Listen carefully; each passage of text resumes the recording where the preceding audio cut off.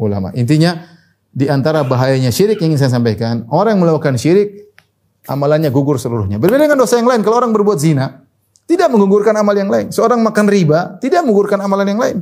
Seorang membunuh orang lain dia tidak menggugurkan amal yang nanti ditimbang oleh Allah pada hari kiamat kelak. Seorang berdurhaka kepada orang tuanya dia melakukan dosa tapi tidak menggugurkan amal yang lain. Tapi kalau syirik menggugurkan amal yang lain, seluruhnya total. Ya, seluruhnya total akan gugur. Ini menunjukkan tentang bahayanya dosa kesyirikan karena akan menggugurkan amal saleh.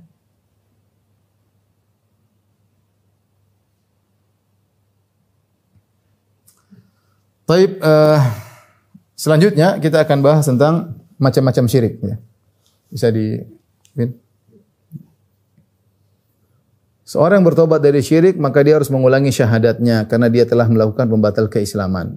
Ya, dia melakukan batal Islam maka dia harus mengulangi syahadatnya untuk menunjukkan dia masuk Islam kembali. Ya.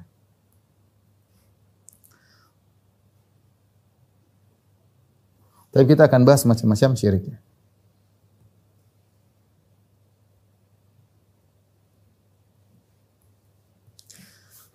Syirik ada dua, secara umum ada syirik akbar, ya. Ada syirik asgar.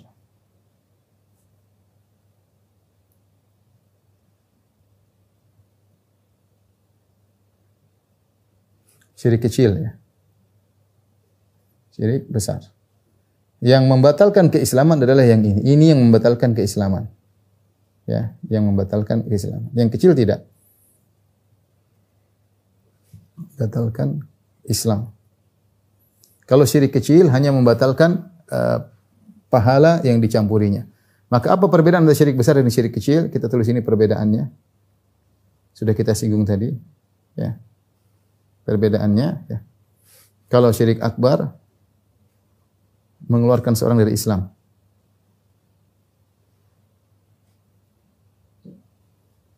Kalau syirik kecil tidak mengeluarkan. Syirik akbar kekal di neraka. Syirik asghar tidak. Kalau dia seperti dosa besar yang lain.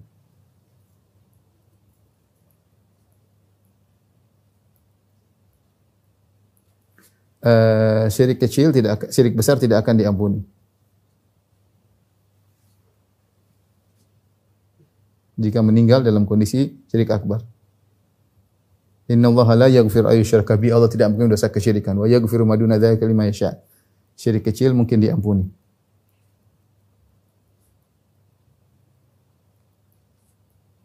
Jadi makanya kalau ada seorang meninggal dunia dalam kondisi berzina, saya lagi berzina meninggal dunia. Kita bilang apakah dia pasti masuk neraka? Kita bilang enggak.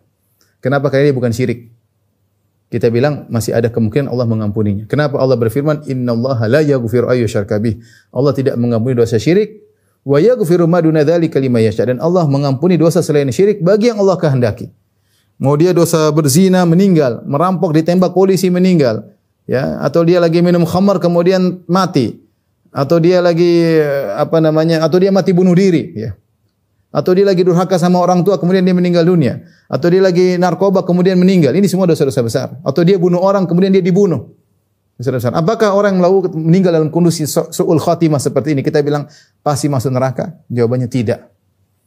Karena ada semua dosa yang dia lakukan, bunuh diri, membunuh orang lain, berzina, homoseksual misalnya, kemudian atau dia durhaka kepada orang tua, ini semua bukan dosa kesyirikan. Masih ada kemungkinan dia diampuni. Benar dia terancam dengan neraka, tapi memastikan dia masuk neraka enggak. Karena Allah yang mengatakan wa yaghfiru ma duna dzalika liman yasha. Allah mengampuni dosa selain kesyirikan. Tapi kalau ada orang mati dalam kondisi musyrik, ya, kita bilang neraka. Ya. Allah tidak akan ampuni.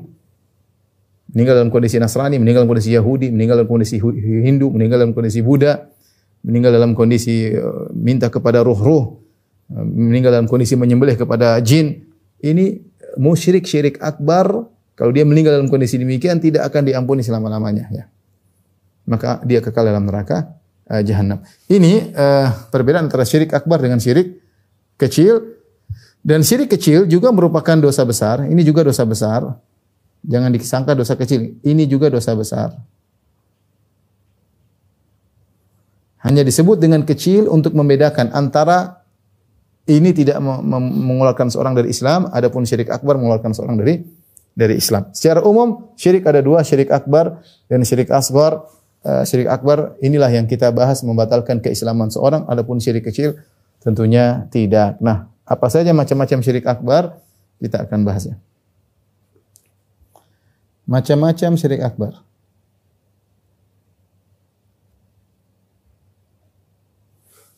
Ikhwan dan akhwat yang dirahmati Allah Subhanahu wa taala, para pemirsa, para dokter yang dirahmati Allah Subhanahu wa taala. Untuk mengenal macam-macam syirik akbar, mau tidak mau kita singgung sedikit tentang macam-macam tauhid ya. Apa saja macam-macam tauhid ya. Macam-macam tauhid ini sekedar untuk pembelajaran ya. Macam-macam tauhid. Saya akan jelaskan secara sederhana. Pertama namanya tauhid rububiyah. Ini istilah ya. Apa itu rububiyah? Yaitu meyakini hanya Allah, meyakini Allah itu esa, Allah Tuhan yang esa, Allah esa, hanya Allah yang menciptakan, ya. Hanya, atau Allah bersendirian, Allah esa, maha esa, yaitu bersendirian dalam penciptaan alam, kemudian dalam pemilikan alam semesta, dalam pengaturan alam semesta. Nah, ini disebut secara istilah kita namanya adalah tauhid rububiyah, mengenai pengaturan alam semesta. Allah Maha Esa, ya. Qul huwallahu ahad, Allah Maha Esa, maksudnya di antaranya Allah Esa dalam rububiyah. Allah Maha Esa, dia sendirian, tidak berbilang. Kemudian dia yang menciptakan alam semesta juga sendirian, dan dia juga yang memiliki alam semesta ini seluruhnya juga sendirian, dan dialah Allah yang mengatur alam semesta sendirian. Tidak ada satu makhluk pun yang ikut serta dalam mengatur alam semesta. Semuanya keputusan di tangan Allah Subhanahu wa taala. Tabarakalladzi biyadihil mulk. Ya, segala maha suci Allah yang di tangannya segala kerajaan, ya. Wa huwa ala kulli syai'in qadir, maha kuasa atas segala sesuatu. Ini namanya tauhid rububiyah, istilah. Ya, baik. Yang kedua, istilah namanya tauhid uluhiyah atau tauhid al-asma wa sifat. Tauhid al-asma wa sifat.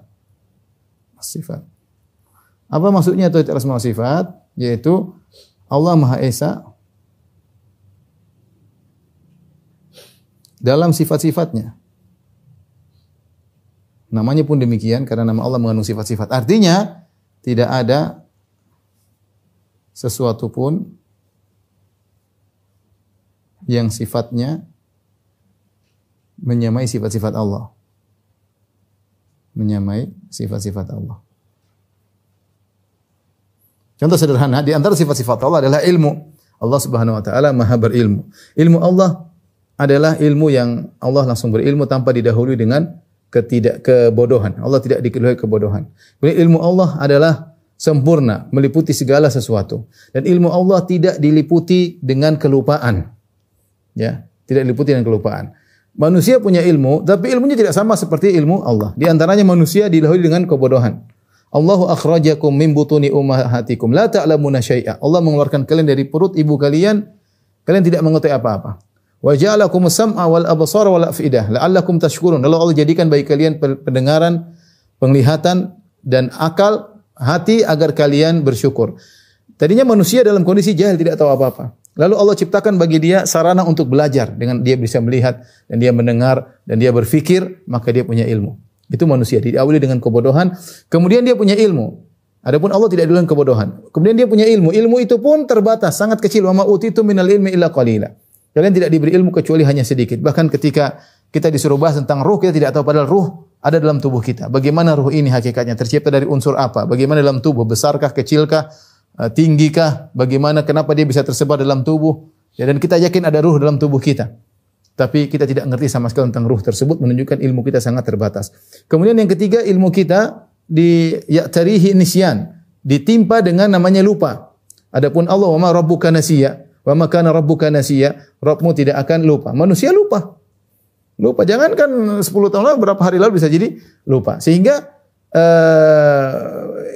ilmu Allah tidak sama dengan ilmu manusia. Nah, kalau ada yang mengatakan ilmu manusia sama dengan ilmu Allah, inilah syirik. Ya. Jadi namanya tauhid ala semua sifat, maksudnya Allah sifatnya maha sempurna. Yang ketiga, namanya tauhid al-uluhiyah. Ini sederhana saja ya, sebenarnya bahasanya panjang, tapi kita ingin menyederhanakan. Tauhid uluhiyah maksudnya apa? Hanya Allah yang berhak disembah. Allah Esa, yaitu hanya Allah yang berhak disembah. Kenapa tauhid rububiyah dan tauhid asma sifat ini mengkonsekuensikan tauhid uluhiyah, konsekuensi. Artinya apa? Jika siapa yang berhak disembah sih? Yang berhak disembah itu yang rububiyahnya, dia Maha Esa dalam rububiyah dan Maha Esa dalam asma sifat. Karena dia yang menciptakan alam semesta, dan dia yang memiliki alam semesta, dan dia yang mengatur alam semesta, dan sifatnya maha sempurna, maka dia yang berhak untuk disembah. Maka penyembahan tidak berhak kecuali hanya kepada Allah. Siapa yang menyembah kepada selain Allah, maka dia telah berbuat kesyirikan. Nah, ketika kita tahu macam-macam tauhid, maka kita juga bisa tahu macam-macam syirik. Saya lanjut, macam-macam syirik. Kalau begitu, macam-macam syirik.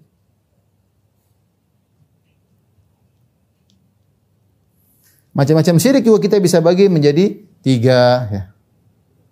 Perhatikan, pertama, syirik terkait tauhid rububiyah.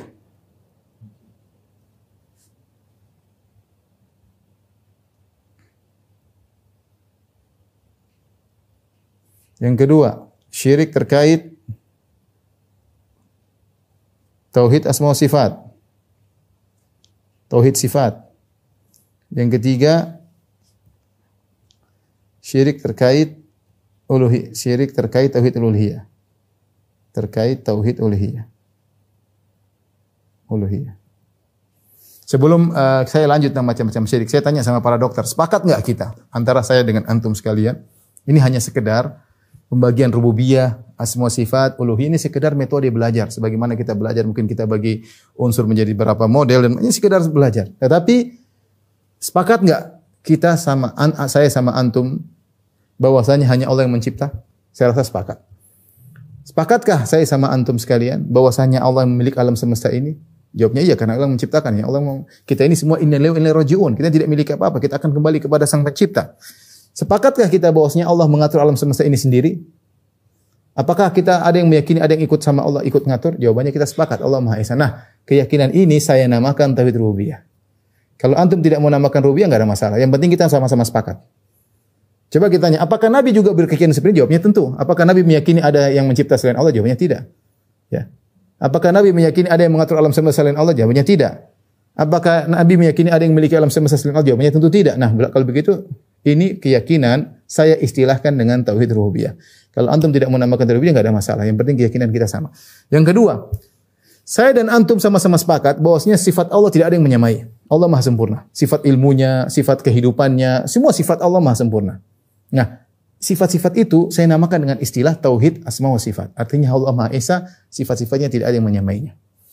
Kemudian, bukankah saya sepakat sama antum sekalian para dokter bahwasanya tidak ada yang berhak disembah kecuali Allah? Sepakat enggak? Sepakat. Nah, saya namakan istilah itu dengan tauhid uluhiyah. Karena akan datang orang, apa Ustaz bagi-bagi tauhid menjadi 3? Saya bilang enggak usah bagi, enggak apa-apa. Yang penting kita sepakat enggak? Ini sekedar metode belajar. Yang penting kontennya. Jangan lihat casingnya. Kalau antum tidak mau bagi tauhid menjadi 3 enggak ada masalah. Yang penting kita sepakat enggak saya dengan antum bahwasanya poin-poin yang saya sebutkan ini Allah Maha Esa di dalamnya. Nah, kalau kita sepakat sudah kita enggak usah bicara pembagian tauhid. Mau bagi 3, mau bagi 4, bagi 20 enggak ada masalah. Yang penting kontennya sepakat. Sama-sama sepakat hanya Allah yang mencipta, Allah tunggal tidak berbilang, hanya Allah yang memiliki alam semesta, hanya Allah yang mengatur alam semesta, hanya Allah sifat-sifatnya yang maha sempurna, hanya Allah yang berhak disembah, sepakat, selesai.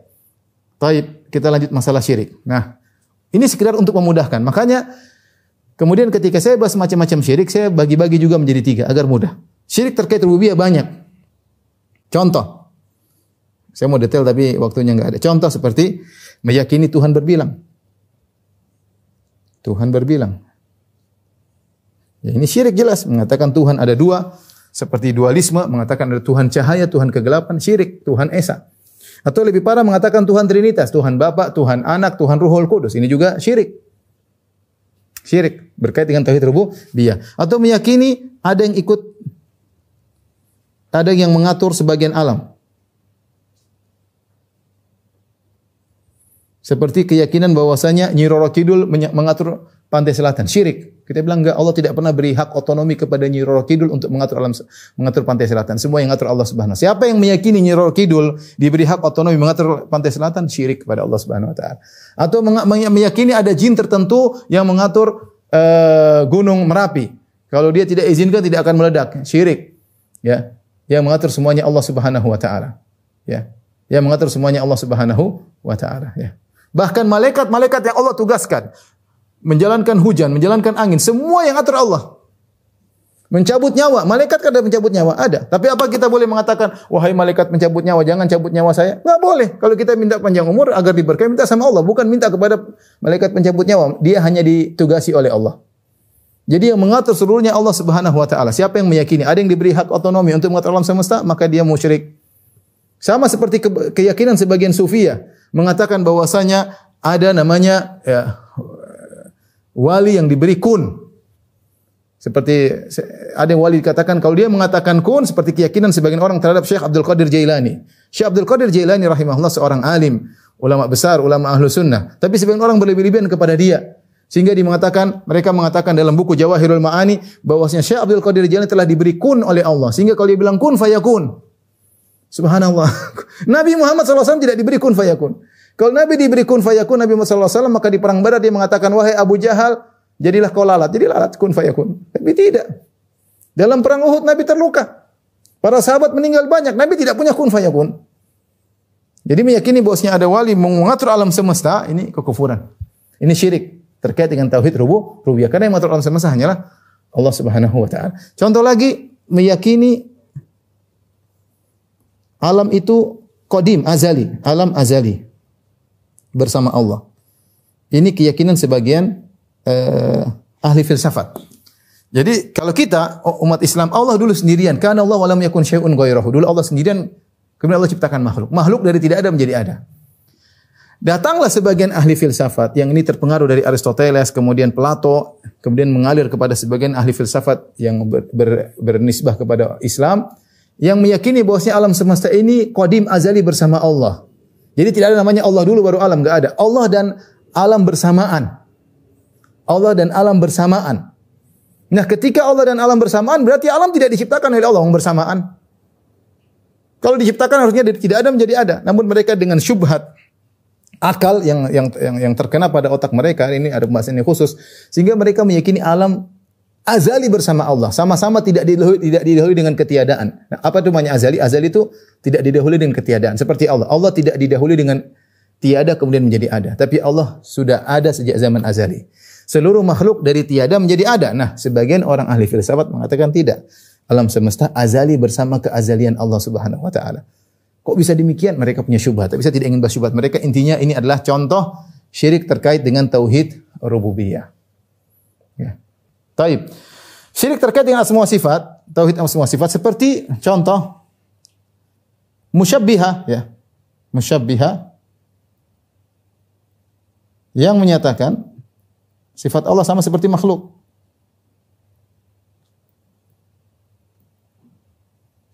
Sama seperti makhluk, sama seperti sifat makhluk.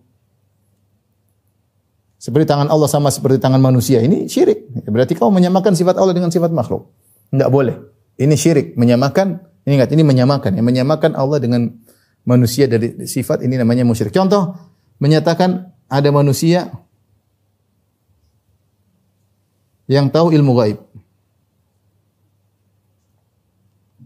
Ilmu gaib adalah kekhususan Allah. Kata Allah, "Qul la ya'lamu man fis samawati wal ardi al-ghaiba illa Allah." Katakanlah, tidak ada sesuatu pun di langit dan di bumi yang tahu ilmu gaib kecuali Allah. Yang tahu ilmu gaib cuma Allah Subhanahu wa taala. Allah memberitahukan sebagian ilmu gaib kepada nabi dan malaikat. Kata Allah, "Alimul ghaibi fala yudhiru ala ghaibihi ahada." Dialah Allah yang mengetahui ilmu gaib dan Allah tidak menampakkan kepada seorang pun. Illa man irtada min rasulin, kecuali rasul. Allah kasih tahu, malaikat, rasul Allah kasih tahu, malaikat saja Allah kasih tahu ketika ingin mencatat takdir, Allah kasih tahu ini janin ini takdirnya begini. Tulis. Berarti kan malaikat tahu. Nabi Muhammad SAW diberitahu sebagian masa depan, ya, sebagai mukjizat bahwasanya dia seorang nabi. Selain nabi dan malaikat tidak ada yang tahu ilmu gaib. Nah, kalau ada yang mengatakan ada yang tahu ilmu gaib seperti para dukun, maka dia telah berbuat kesyirikan. Kenapa? Dia menyamakan dukun tersebut dengan Allah, sama-sama mengetahui ilmu gaib. Ilmu gaib adalah ilmu kekhususan Allah Subhanahu wa taala. Makanya kenapa dikatakan orang yang percaya dukun bisa meramal masa depan musyrik, karena dia menyamakan orang ini dengan Allah dari sisi ilmu. Apalagi yang mengatakan bahwasanya di antara ilmu Muhammad adalah ilmu Lauhil Mahfuz. Ini juga lebih parah lagi. Seperti perkataan sebagian orang, wa inna min judika ad-dunya wa dharrataha wa min ulumika ilmu lauhi wal qalami. Di antara kedermawanan wahai Muhammad adalah dunia dan seisinya, dunia dan akhirat. Dunia dan akhirat kedermawanan Nabi SAW. Dan di antara ilmu wahai Muhammad, ilmu Lauhil Mahfuz. Ini seorang memuji Nabi tapi berlebihan. Dia mengatakan wa inna min judika dunya wa dharrataha. Di antara kedermawananmu ya Rasulullah adalah dunia dan akhirat. Dan di antara ilmumu ilmu Lauhil Mahfuz. Seandainya pujian ini ditujukan kepada Allah, cocok enggak? Cocok. Kita gantikan engkau dengan Allah. Di antara kedermawananmu wahai Allah, dunia dan akhirat. Pas atau tidak? Pas. Dan di antara ilmumu wahai Allah, ilmu Lauhil Mahfuz. Pas. Tapi ketika diganti dengan Nabi jadi masalah, ya. Jadi masalah. Sebagian orang berusaha mentakwil bait ini, tapi intinya saya mengatakan siapa yang meyakini Nabi mengetahui Lauhil Mahfuz secara seluruhnya, maka dia telah berbuat kesyirikan karena dia menyamakan Nabi dengan Allah Subhanahu wa taala. Ketika ada yang memuji Nabi mengatakan wa fina nabiyyun ya'lamu ma fi ghad, di antara kami ada nabi yang tahu apa yang terjadi besok, maka Nabi tegur, tidak boleh mengucapkan demikian. Jangankan masa depan, wong masa lalu Nabi tidak tahu ketika Aisyah dituduh berzina dengan Safwan bin Mu'attal As-Sulami. Selama sebulan Nabi tidak tahu. Kapan Nabi tahu? Ketika Allah turunkan wahyu baru Nabi tahu. Jangan masa depan, masa lalu. Sampai Nabi gelisah dituduh istrinya berzina dengan Aisyah radhiyallahu anha, dituduh berzina Safwan bin Mu'attal As-Sulami, Nabi tidak tahu. Demikian juga ketika Aisyah kalungnya hilang, Nabi cari, Nabi tidak tahu di mana kalung Aisyah hilang. Nabi tidak tahu ilmu gaib. Kemudian seorang mengatakan ada yang tahu ilmu gaib selain Allah Subhanahu wa taala. Syirik terkait dengan tauhid uluhiyah yaitu jika menyembah kepada selain Allah, beribadah kepada selain Allah. Dan ini banyak sekali contohnya, contoh berdoa kepada selain Allah. Minta kepada kekuburan, ya wali tolong aku. Minta kepada mayat-mayat, ya Abdul Qadir Jailani aghithni, wahai Abdul Qadir tolonglah aku. Di tengah lautan dalam kondisi sulit, ya Ahmad Al-Badawi, ya Husain, ya Fatimah, ya ini syirik semua. Gimana minta kepada mayat-mayat? Ya. Kalau seorang di tengah laut kemudian dalam, seperti saya lihat di video di kemudian ada klip di pesawat, dia mengatakan ya Ali, ya Ali, ya Ali. Minta tolong sama Ali, subhanallah. Ali bin Abi Thalib dia tidak bisa menolong dirinya, ditikam oleh Abdurrahman bin Mujib, dia tidak tahu kapan mau ditikam hanya meninggal dunia. Dia tidak bisa menolong dirinya. Kemudian minta tolong sama ya Ali, ya Ali. Husain tidak bisa menolong dirinya radhiyallahu anhu. Ketika dikepung oleh pasukan Ubaidillah bin Ziyad kemudian bunuh Husain dengan cara zalim, dia tidak bisa menolong dirinya. Kemudian sekarang antum dalam kondisi sulit, ya Husain, ya Husain, ya Husain, enggak benar, enggak logis. Dia bisa apa? Ini syirik kepada Allah Subhanahu wa taala. Harusnya ya Allah, ya Rabbi, ya Ilahi. Harusnya demikian. Ya Khaliqi, wahai penciptaku, wahai sembahanku, harusnya demikian. Bukan ya Ali, ya Husain, ya Ahmad Badawi, ya Abdul Qadir Jailani. Ini syirik. Seandainya seorang di tengah laut kemudian dia berdoa, ya Abdul Qadir Jailani tolonglah aku. Orang ini terkumpul pada dia banyak kesyirikan. Pertama syirik, dia berdoa kepada selain Allah. Syirik kedua, dia meyakini Abdul Qadir Jailani maha mendengar. Kenapa? Dia di Laut Madura, dia menyebut Abdul Qadir Jailani, berarti Abdul Qadir Jailani sudah meninggal lama, mungkin dikubur di Irak atau di Jazirah Arab, bisa mendengar perkataan dia, berarti Abdul Qadir Jailani maha mendengar. Ya. Kemudian maha mengetahui, kapan saja dia berbicara, si mayat mendengar. Ini syirik terkumpul dalam orang tersebut. Contoh lagi, menyembelih kepada selain Allah.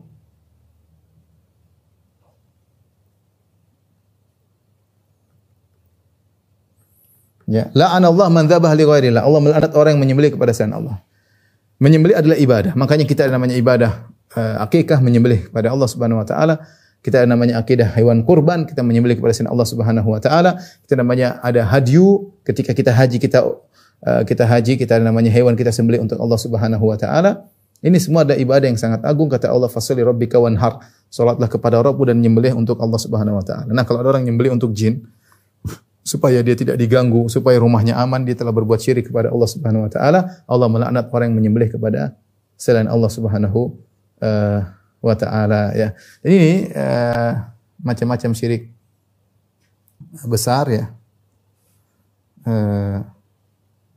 Tentu masih banyak contohnya, tapi ini sekedar sedikit contoh yang saya sampaikan bahwasanya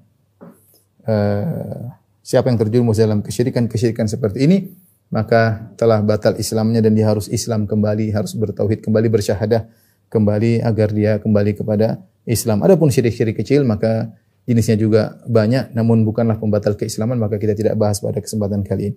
Wallahu a'lam bishawab. Demikian saja para dokter yang dirahmati Allah Subhanahu wa taala apa yang saya sampaikan. Insyaallah kita lanjutkan pada kesempatan yang lain. Kurang lebihnya semua maaf. Wabillahi taufiq wal hidayah. Assalamualaikum warahmatullahi wabarakatuh.